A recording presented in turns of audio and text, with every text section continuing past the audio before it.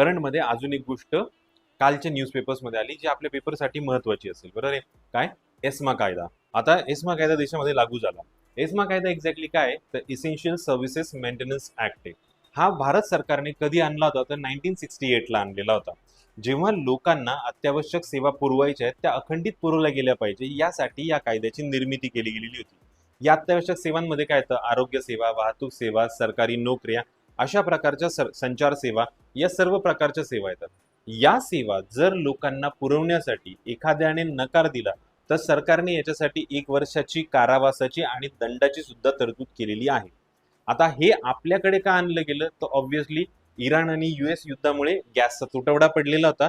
तो अखंडित राहावा, लोकांचा कोणताही गैरसोय होऊ नये म्हणून हा कायदा पुकारला गेलेला आहे, बरोबर आहे.